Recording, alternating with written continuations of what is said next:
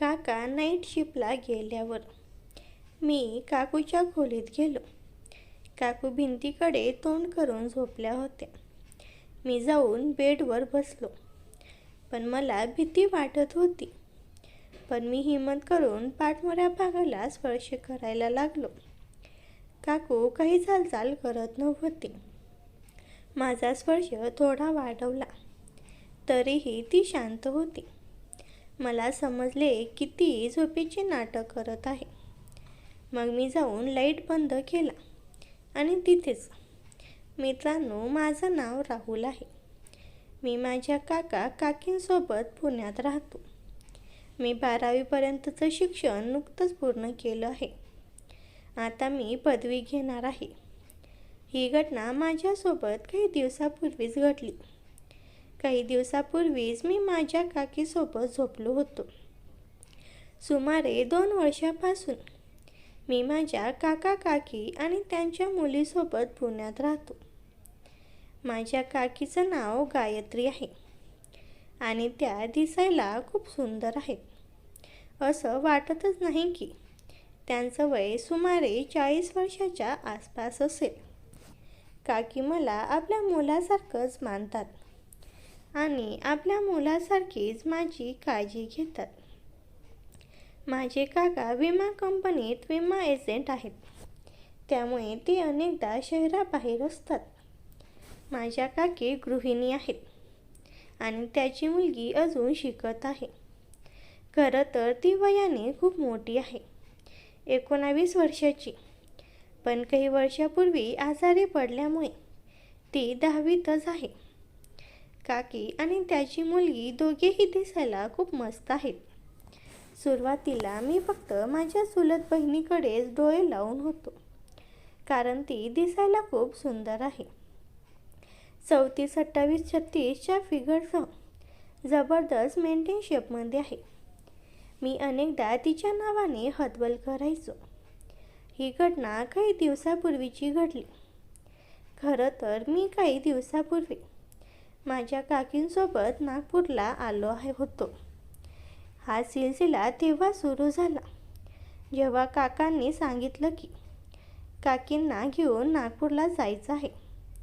खरं तर काकीच्या भावांच्या मुलीचं लग्न नागपूरला होतं आणि म्हणून काकींना वाटत होतं की काका आणि त्याची मुलगीसुद्धा त्यांच्यासोबत यावी. पण माझ्या बहिणीच्या परीक्षेमुळे ती येऊ शकली नाही. माझे काकासुद्धा काही कामात व्यस्त होते. त्यामुळे काकांनी मला सांगितलं, तू काकीसोबत नागपूरला जा. सुरुवातीला मलासुद्धा जायचं मन नव्हतं. नंतर मी विचार केला की ठीक आहे. तसंही मी घरी कंटाळत होतो. या निमित्ताने थोडं फिरणं होईल. म्हणून मी काकींना यायला होकार दिला. आता ट्रेनचं तिकीट मिळत नव्हतं. अनेकदा प्रयत्न करूनही ट्रेनचं तिकीट कन्फर्म होत नव्हतं. म्हणून मी विचार केला की आता कसंही करून नागपूरला जायचंच आहे. त्यामुळे काकींना सांगितलं की आपण ट्रॅव्हल्स बसने नागपूरला जाऊ. तेव्हा काकींनीसुद्धा होकार दिला. जेव्हा मी तिकीट काढायला माझ्या मित्राच्या दुकानावर गेलो तेव्हा त्याने सांगितलं की त्यात एकट्या सीट उपलब्ध नाहीत, फक्त जोडप्याच्या सीटच उपलब्ध आहेत. पण मला काकी माझ्यासोबतच एका सीटवर झोपाव्यात असं वाटत नव्हतं. याचं कारण असं होतं की मी रात्री मोबाईलवर तसे व्हिडिओ पाहण्याचा आदी होतो. रात्री ते व्हिडिओ पाहिल्याशिवाय मला चैन पडत नव्हतं. मला हतबल करायची सवय होती. माझ्या चुलत बहिणीचे अनेक फोटो मी फोनमध्ये साठवून ठेवले होते. त्यामुळे मला वाटत नव्हतं की काकींना याबद्दल काही कळावं. माझ्याकडे माझ्या बहिणीचे अनेक मोकळे फोटो होते जे मी रोज रात्री पाहायचो. मला रात्री भावनेला हाताने हतबल केल्याशिवाय झोप यायची नाही. तिकीट बुक करताना कळलं की एकही सीट मिळणार नाही. दुसरी अडचण अशी होती की जोडप्याच्या सीटसुद्धा फक्त 1 किंवा 2च शिल्लक होत्या. आम्हाला कोणत्याही परिस्थितीत नागपूरला पोहोचायचं होतं. परिस्थितीची गरज होती, त्यामुळे मला होकार द्यावा लागला. तिकीट आणि सीट बुक झाली. मी अजूनही उदास होतो, कारण मला काकी माझ्यासोबत झोपाव्यात असं वाटत नव्हतं. काकीसोबत प्रवासाचा सगळा मजा खराब होणार होता. मला खूपच विचित्र वाटत होतं. मी घरी आलो आणि काकींना सांगितलं की आज रात्रीचं निघायचं आहे. रात्री सुमारे 8 वाजले होते आणि आमचं पॅकिंग पूर्ण झालं होतं. 9 वाजता सुमारास आम्ही गाडीने नागपूरला निघालो. माझा मूड बंद होता, कारण काकी माझ्यासोबतच बसल्या होत्या. मला ते फिल्म पाहण्याची इच्छा होत होती. हतबल मारायच्या मनात येत होतं. मी खूप उदास बसलो होतो, कंटाळत होतो. असं 2 तास निघून गेले. रात्री सुमारे 11 वाजले होते आणि मला झोप येत नव्हती. बिनास झोपायची सवय मला आज खूप त्रास देत होती. असंच मी झोपलो. काकीसुद्धा झोपल्या होत्या. मनातून नाखुश असताना मी वारंवार करवट बदलत होतो. तरीही मी झोपण्याचा प्रयत्न करत होतो आणि माझ्या शेजारी माझ्या काकी शांतपणे झोपल्या होत्या. अचानक माझ्या मनात काय आलं कुणास ठाऊक, पण मला वाटत होतं की मी काकींना पाहतच राहावं. काकीने पिवळ्या रंगाची साडी नेसली होती, ज्यात त्या खूप छान दिसत होत्या. त्यांचा पदर त्यांच्या गळ्याच्या खालच्या भागावरून थोडा सरकला होता आणि त्यामुळे मी त्यांच्या व्यक्तिमत्व थोडासा पाहू शकत होतो. माझ्या काकीचा तो रूप पाहून मला विचित्र वाटू लागलं. एकतर आज मी ना हतबलच होतो. मनात आलं की लगेच सुंदर वेळचा अनुभव घेऊन टाकावा, पण हिंमत होत नव्हती, कारण काकी मला आपल्या मुलासारखं मानत होत्या. त्यांचे फोटो पाहण्याच्या इच्छेने माझी भावना दाटून आली होती.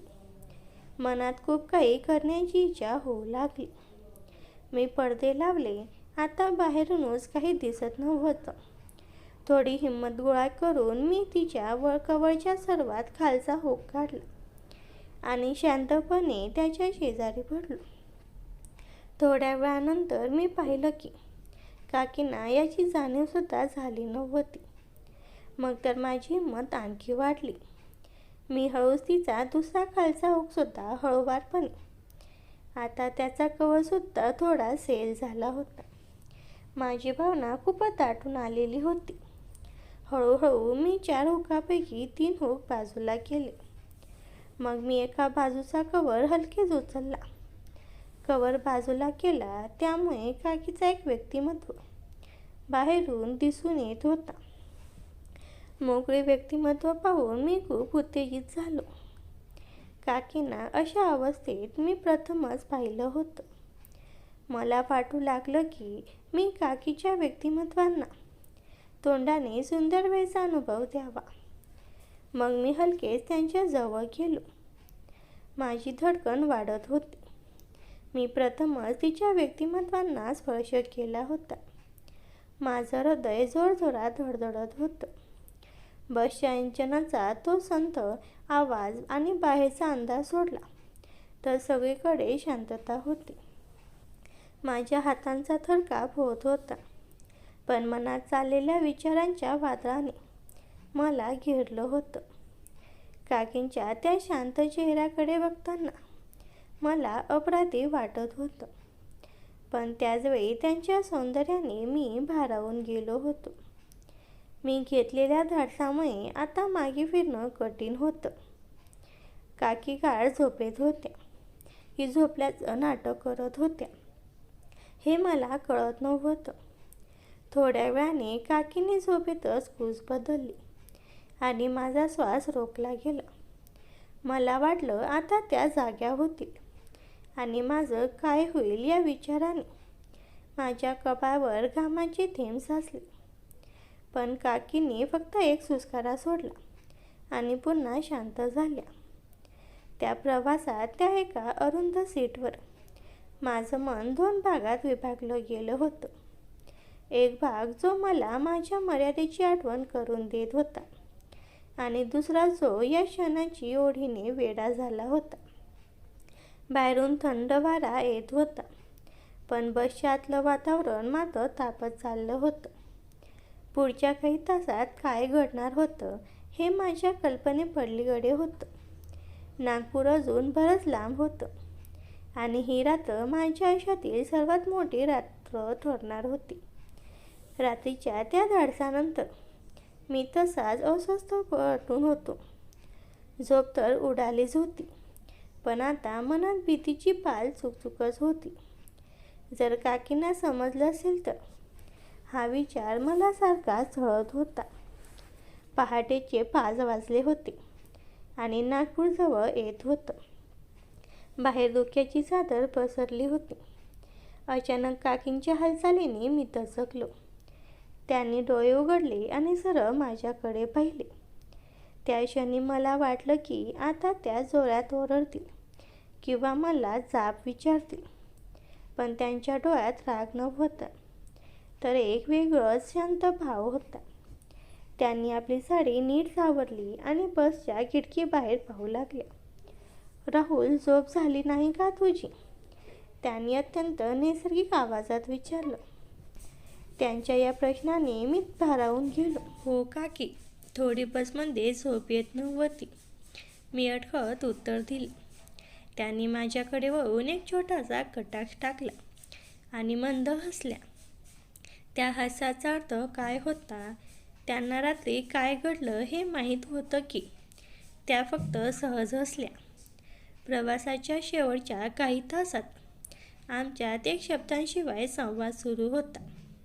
नागपूर स्टेशन आल्यावर जेव्हा आम्ही खाली उतरलो, तेव्हा त्यांनी माझ्या खांद्यावर हात ठेवला आणि म्हणाल्या, इथून पुढे जरा जपून वाग राहुल.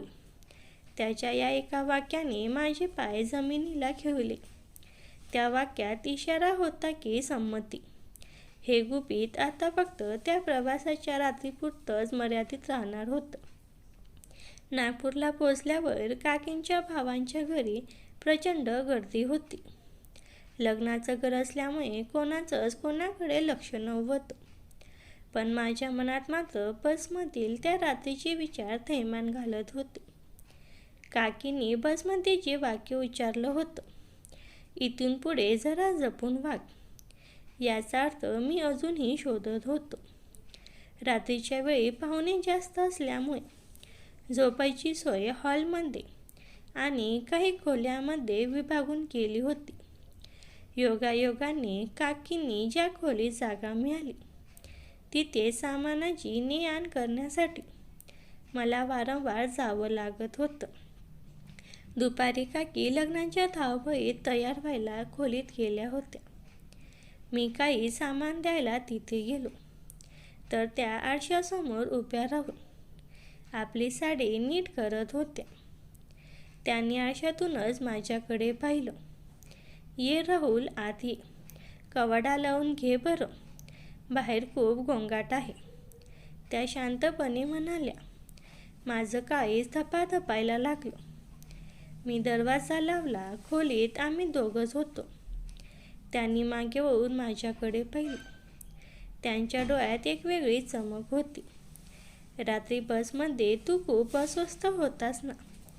त्यांनी विचारलं आणि त्या हळूहळू माझ्या जवळ आल्या. त्यांच्या अंगावरून येणारा तो सुवास आणि त्याचं ते मादक रूप पाहून मी पूर्णपणे सुन्न झालो होतो. त्यांनी माझा हात हातात घेतला आणि हळूच दाबलं. लहान मुलगा आहेस असं वाटलं होतं, पण तू तर आता बराच मोठा झाला आहेस, असं म्हणून त्यांनी माझ्या डोळ्यात रोखून पाहिलं. त्या क्षणी मला समजलं की बसमधील त्या घटनेने आमच्यातील नातं कायमचं बदलून टाकलं होतं. आता भीतीची जागा एका अमानिक होडीने घेतली होती.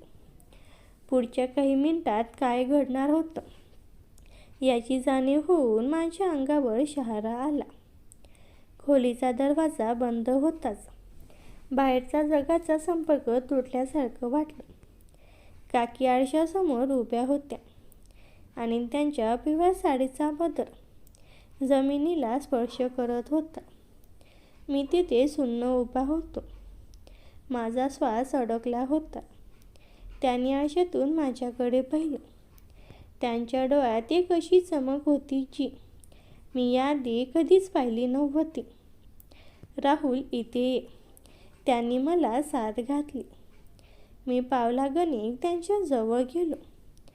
जणू काही मी त्यांच्या जादूखाली होतो. त्या माझ्या अगदी जवळ आल्या. इतक्या जवळ की मला त्यांच्या श्वासाची उष्णता जाणवत होती. त्यांनी माझा हात आपल्या कमरेवर ठेवला आणि हळूच म्हणाल्या, रात्री बसमध्ये तू जे साहस केलंस त्याची शिक्षा काय असावी? त्याचं हे बोलणं ऐकून माझा थरकाप उडाला. पण त्यांच्या चेहऱ्यावरचे भाव रागाचे नव्हते. त्यांनी स्वतःच माझ्याकडे वळून मला घट्ट मिठी मारली. त्यांच्या अंगाचा तो दळवळणारा सुवास आणि त्यांच्या स्पर्शाने माझ्या शरीरात एक प्रचंड उर्मी निर्माण झाली. त्यांनी माझ्या कानाजवळ येऊन अगदी हळू आवाजात विचारलं, तुला हेच हवं होतं ना? बसमध्ये तू हे शोधत होतास ना? मी काही बोलू शकलो नाही. फक्त त्यांच्या मिठीत विरघळून गेलो. त्यांनी माझ्या चेहऱ्याला स्पर्श केला आणि त्यांच्या बोटाच्या स्पर्शाने मला जाणवलं की त्याही या क्षणाची तितकीच वाट पाहत होत्या. बाहेरून लोकांच्या चालण्याचे आवाज येत होते. पण या खोलीत मात्र एक वेगळंच वादळ घोंगावत होतं. काकीने माझ्या डोळ्यात झोकून पाहत म्हटलं, हे फक्त आपल्या दोघांमधील राहील. कुणालाही याची पुसटही शंकाही येता कामा नये. त्यांनी हळूच आपली साडी सावरली आणि माझ्या गालावर एक हलकीशी चपराक मारून हसल्या. तो स्पर्श, ती ओढ आणि त्या बंद खोलीतली ती अस्वस्थता माझ्या आयुष्यातील सर्वात मोठा अनुभव होता. मला आता समजलं होतं की नागपूरची ही ट्रिप माझ्यासाठी साधी ट्रिप नव्हती, तर माझ्या एका नवीन आयुष्याची सुरुवात होती. आम्ही दोघंही आता एका अशा बंधनात अडकलो होतो ज्याला नाव नव्हतं, पण त्यात एक वेगळंच मजा होती. नागपूरचं लग्न आटोपलं होतं आणि पुण्याच्या परतीचा प्रवास सुरू झाला होता. यावेळी मात्र मनात भीती नव्हती, तर एक वेगळीच खात्री आणि ओढ होती. बसमध्ये पुन्हा त्या जोडप्याच्या सीटवर आम्ही दोघं होतो. बाहेर अंधार दाटून आला होता आणि बसच्या खिडकीतून येणारा थंड वारा अंगाला स्पर्श करत होता. काकीने यावेळी जांभळ्या रंगाची साडी नेसली होती, ज्यात त्याचं सौंदर्य अधिकच खुलून दिसत होतं. रात्रीचे 11 वाजले आणि बसमधील दिवे मावळले गेले. आजूबाजूचे प्रवासी झोपी गेले होते, पण आमचे डोळे जागे होते. काकी माझ्या अगदी खेटून बसल्या होत्या. त्यांना हळूच माझा हात त्याच्या मांडीवर ठेवला आणि त्याच्या स्पर्शाने माझ्या अंगात पुन्हा तीच विजेची लहर धावली. राहुल, झोप येत नाहीये का? त्यांनी माझ्या कानाजवळ येऊन कुजबुजत विचारलं. त्यांचा तो उष्ण श्वास माझ्या मानेला स्पर्श करत होता, ज्यामुळे माझी धडधड वाढली. मी काहीच न बोलता त्यांचा हात घट्ट पकडला. त्यांनी आपला पदर थोडा बाजूला सारला आणि मला अधिक जवळ ओढलं. त्या अंधारात फक्त आमचे श्वास ऐकू येत होते. बसच्या प्रत्येक धक्क्यासोबत आमचे शरीर एकमेकांना स्पर्श करत होते. मी थोडी हिंमत केली आणि माझा हात त्यांच्या कमरेभोवती गुंडाळला. त्यांनी कोणताही विरोध केला नाही. उलट त्या माझ्या खांद्यावर डोकं ठेवून निवांत झाल्या. पुण्याला गेल्यावर काका घरीच असतील, मग आपल्याला असा वेळ मिळणार नाही, त्या हळूच म्हणाल्या. त्याचं हे वाक्य ऐकून मला जाणवलं की हा प्रवास फक्त प्रवासापुरता मर्यादित नाही, तर ते एका नव्या नात्याचं गुपित होतं, जे फक्त आम्हाला दोघांनाच माहीत होतं. त्या रात्री बसच्या त्या छोट्याशा सीटवर आम्ही शब्दांशिवाय बरंच काही बोललो होतो. काकींचा तो स्पर्श आणि त्यांच्या सौंदर्याची ती धुंदी मला एक वेगळ्याच जगात घेऊन जात होती. बाहेरचा रस्ता वेगाने मागे पडत होता, पण मला वाटत होतं की हा प्रवास कधीच संपू नये. पहाट होत आली होती आणि पुण्याचा बोर्ड दिसू लागले. तेव्हा काकीने माझा हात सोडून स्वतःला सावरलं आणि पुन्हा एकदा तेच काकीचा मुखवटा धारण केला. पण त्यांच्या डोळ्यातलं ते गुपित अजूनही माझ्याकडे पाहून हसत होतं. पुण्याला पोहोचल्यावर सगळं काही पुन्हा पूर्वीसारखं झालं होतं, पण माझ्यासाठी मात्र काहीच पूर्वीसारखं नव्हतं. काका घरीच होते, त्यामुळे मला आणि काकींना एकमेकांकडे बघायलाही खूप मर्यादा येत होत्या. काकी नेहमीप्रमाणे स्वयंपाकघरात व्यस्त असायच्या आणि मी माझ्या खोलीत अभ्यासाचं नाटक करायचो. पण आमचे डोळे जेव्हा जेव्हा एकमेकांना भेटायचे तेव्हा तेव्हा त्या नागपूरच्या रात्रीची आठवण ताजी व्हायची. एके दिवशी दुपारी काका काही कामानिमित्त बाहेर गेले होते आणि माझी चुलत बहीण मैत्रिणीकडे अभ्यासाला गेली होती. घरात फक्त मी आणि काकी होतो. मी हॉलमध्ये बसलो होतो आणि काकी सोफ्यावर बसून TV पाहत होत्या. अचानक त्यांनी माझ्याकडे पाहिलं आणि म्हणाल्या, "राहुल, जरा इकडे ये. माझ्या पाठीत खूप कळा येत आहेत. थोडं तेल लावून देतोस का?" मी थबकलो. माझं काळीज जोरजोरात धडधडत करू लागलं. मी त्यांच्या मागे जाऊन बसलो. त्यांनी साडीचा पदर बाजूला सारला आणि त्यांच्या पाठीचा तो गोरा शुभ्र भाग माझ्यासमोर होता. माझे हात थरथरत होते, पण मी बाटलीत तेल थोडं हातावर घेतलं आणि माझ्या पाठीवर लावायला सुरुवात केली. माझ्या स्पर्शाने काकीच्या शरीरात एक शहारा आला आणि त्यांनी डोळे मिटून घेतले. "खूप छान वाटतंय राहुल," त्या हळूच पुटपुटल्या. माझा हात हळूहळू खालच्या दिशेने सरकू लागला. तेव्हा त्यांनी माझा हात पकडला नाही. उलट त्यांनी मागे होऊन माझ्याकडे पाहिलं. त्यांच्या त्या नजरेत एक प्रकारची भूक होती. "राहुल, तुला आठवतं ना मी काय म्हणाले होते? हे सगळं खूप जपून करायला हवं," असं म्हणून त्यांनी मला आपल्या जवळ ओढलं.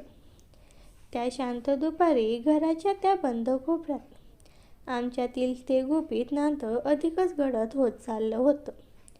काका कधीही परत येऊ शकत होते याची भीती मनात होतीच, पण त्या क्षणाची ओढ इतकी तीव्र होती की भीती कुठल्या कुठे पळून गेली होती. काकीने माझ्या कानाजवळ येऊन म्हटलं, "आज रात्री काका पुन्हा बाहेर जाणार आहेत," आणि त्याचं ते अर्धवट राहिलेलं वाक्य बरंच काही सांगून गेलं. रात्रीचे 9 वाजले होते. काकांनी घाईघाईत आपली बॅग भरली आणि विमा कंपनीच्या एका महत्त्वाच्या कामासाठी लोणावळ्याला जात असल्याचं सांगितलं. "मला यायला उद्या सकाळ होईल. दरवाजा नीट लावून घ्या," असं म्हणत काका घराबाहेर पडले. बहीण आधीच तिच्या मैत्रिणीकडे अभ्यासासाठी मुक्कामाला गेली होती. आता घरात फक्त मी आणि काकी होतो. वातावरणात एक प्रकारचा तणाव आणि ओढ होती. मी हॉलमध्ये बसून काका गेल्याची खात्री करत होतो. थोड्या वेळाने काकी त्यांच्या खोलीतून बाहेर आल्या. त्यांनी आज चक्क एक पातळ नाईट गाऊन घातला होता, जो त्याच्या सौंदर्याला अधिकच उठाव देत होता. "राहुल, झोपला नाहीस का अजून?" त्यांनी विचारलं, पण त्यांच्या आवाजात एक निमंत्रण होतं. मी उठून त्यांच्या जवळ गेलो आणि त्यांना मागून मिठीत घेतलं. काकीने कोणताही विरोध केला नाही. उलट त्यांनी मागे होऊन माझ्या गळ्यात हात टाकले. आम्ही हळूहळू बेडकडे सरकत होतो. एकमेकांच्या स्पर्शात हरवून गेलो होतो.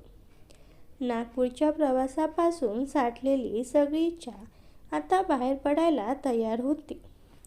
मी त्यांच्या गालावर आणि मानेवर चुंबन घ्यायला सुरुवात केलीच होती की अचानक घराच्या मुख्य दरवाजाची बेल वाजली. आमची दोघंही एका क्षणात शुद्धीवर आलो. काकींचा चेहरा पांढरा पडला. यावेळी कोण नसेल? काका तर गेले ना? मी घाबरून विचारलं.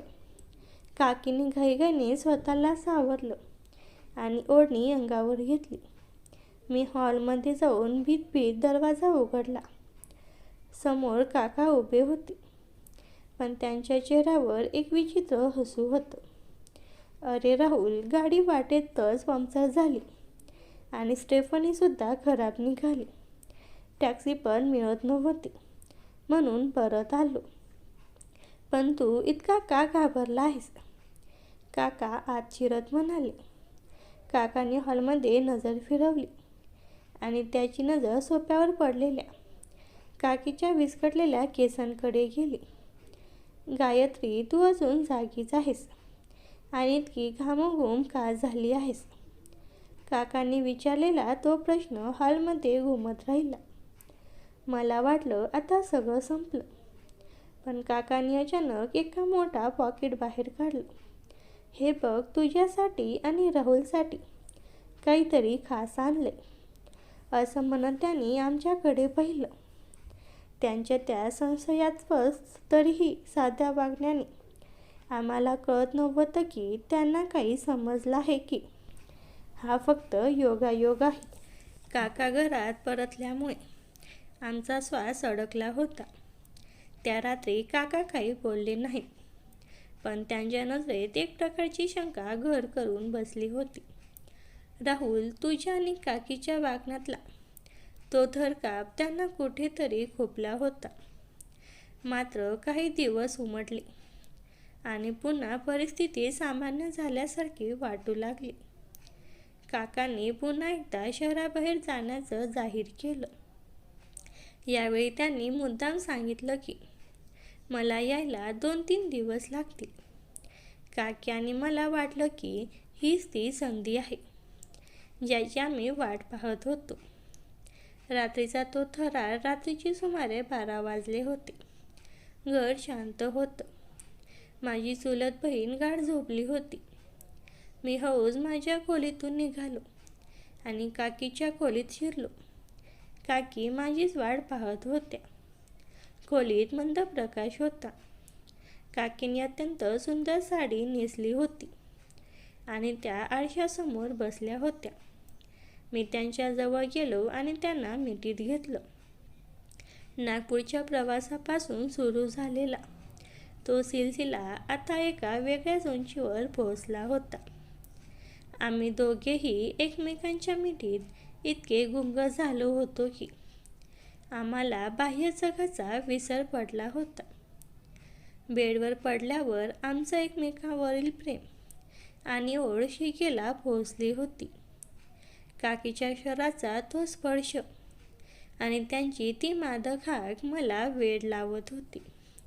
रंगी हात पकडले जाणे नेमक्या त्या क्षणी जेव्हा मी काकीच्या जवळ होतो, तेव्हा खोलीचा दरवाजा जोरात उघडला गेला. आम्हाला वाटलं होतं की दरवाजा आम्ही नीट लावला आहे, पण गडबडीत तो फक्त लोटलेला होता. समोर काका उभे होते.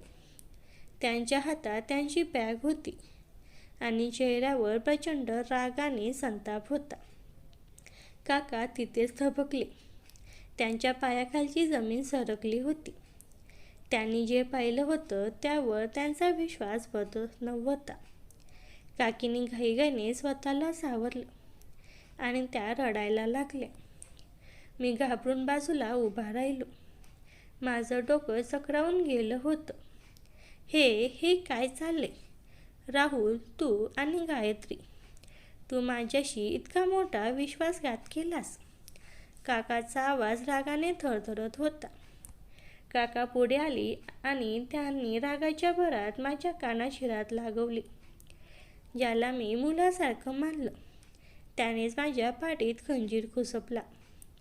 काकी फक्त पाय धरून माफी मागत होत्या, पण काका ऐकण्याच्या मनस्थितीत नव्हते.